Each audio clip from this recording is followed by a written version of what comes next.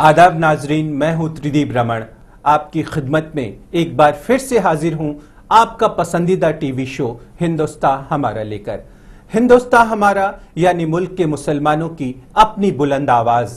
आज का एपिसोड कई मायनों में खास है, इसलिए भी खास है कि आज के मकाम में हम कुतुबी ब्रदर्स की जिंदगी की मजेदार दास्तां को आगे बढ़ा रहे हैं। अवाम में हम आम लोगों से चुनते हैं अपना हीरो और सुनाते हैं जिंदगी से जद्दोजहद की उनकी दास्तां। आज बारी है शाकिर अली की। किरदार में आज हम लेकर आ रहे हैं फिल्म कुरुक्षेत्र के इकबाल पसीना के कैरेक्टर को, जिसे धुरंधर एक्टर मुकेश ऋषि ने क्या खूब निभाया है।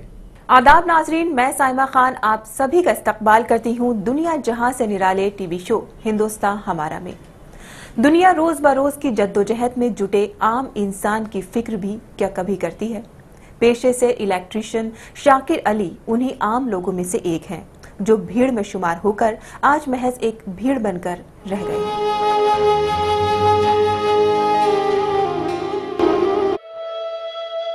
भले ही वक्त के सितम ने शाकिर अली के सारे अरमानों पर पानी फेर दिया हो, पर उन्होंने हालात के आगे घुटने नहीं टेके हैं।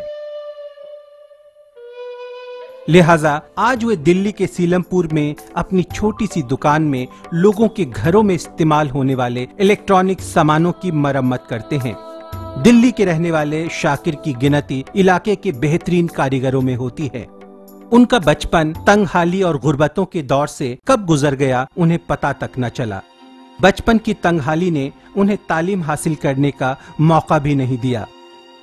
लिहाजा उन्होंने कुछ करके पैसे कमाने की ठान ली और काम की तलाश में निकल पड़े।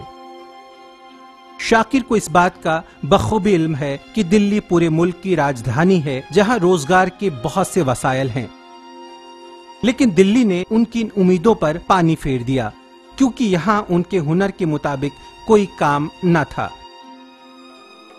शाकिर बचपन से ही ख्वाबों का कारवा लेकर चले थे। उनकी तमन्ना एक बेहतर इंजीनियर बनने की थी, लेकिन वक्त के सितम ने ऐसा नहीं होने दिया। आम लोगों के खराब सामानों की मरम्मत करके ही वे आज खुश हो जाते हैं और चंद लम्हों के लिए खुद को एक इंजीनियर समझ लेते हैं।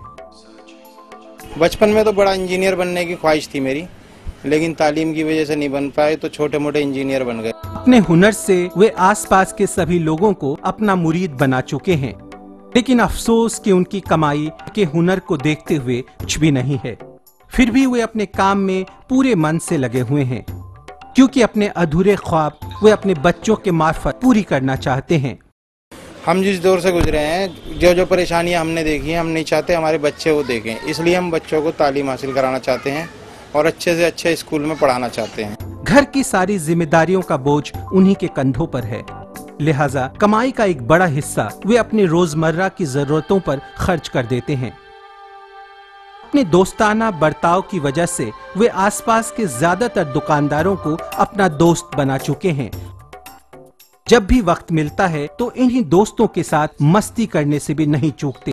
जिंदगी की तमाम मसरूफियतों के बाद भी वे फिल्म जरूर देखते हैं, ताकि अपने अच्छे बुरे वक्त को हंसते हंसते गुजार सकें।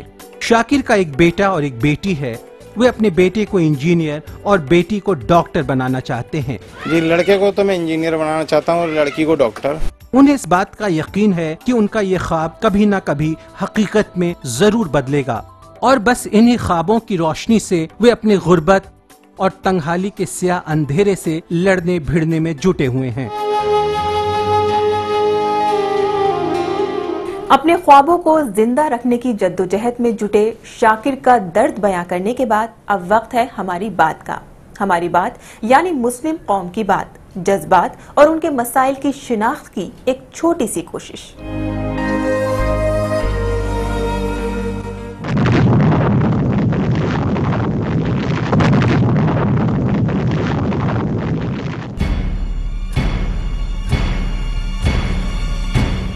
आज ही के दिन दुनिया वर्ल्ड ट्रेड सेंटर पर हुए हमलों पर मातम मना रही है।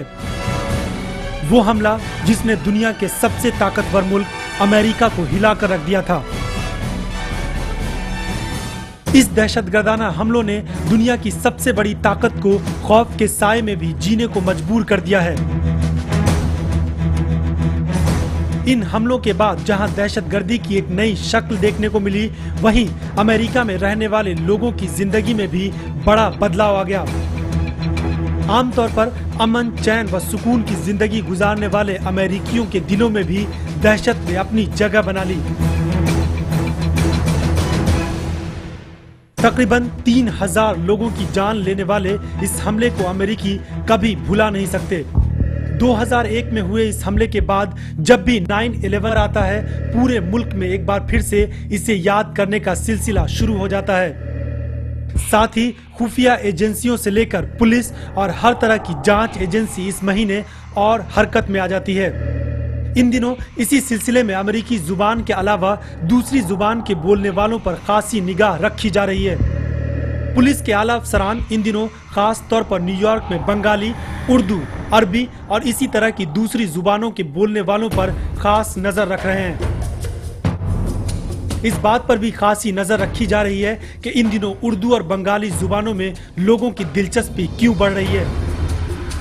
न्यूयॉर्क में उर्दू बोलने वालों की तादाद तकरीबन 80,000 है। इनमें ज्यादातर हिंदुस्तान और पाकिस्तान के लोग हैं और लगभग 20 से 30,000 लोग बांग्ला जुबान बोलते हैं। अमेरिकी एजेंसियों को इस बात को लेकर खासी परेशानी है कि आखिरकार क्यों अचानक अमेरिकियों का रुझान इन दिनों जुबानों से मुताल्लिक बढ़ रहा है।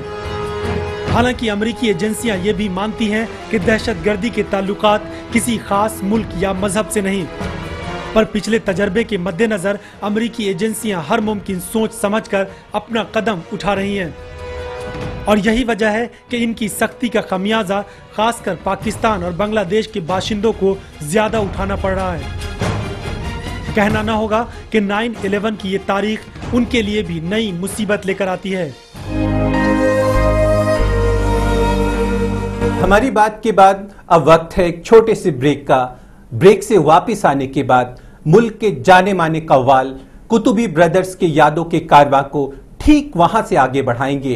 किस्सा कल हम जहां अधूरा छोड़ गए थे। आप कहीं जाइएगा नहीं, वक्त की धड़कनों को यूं ही संभाल कर रखिएगा। हम लौट कर आते हैं पल दो पल में। कुतुबी ब्रदर्स आज भी सुबह उठकर बाकायदगी से रियाज करते हैं।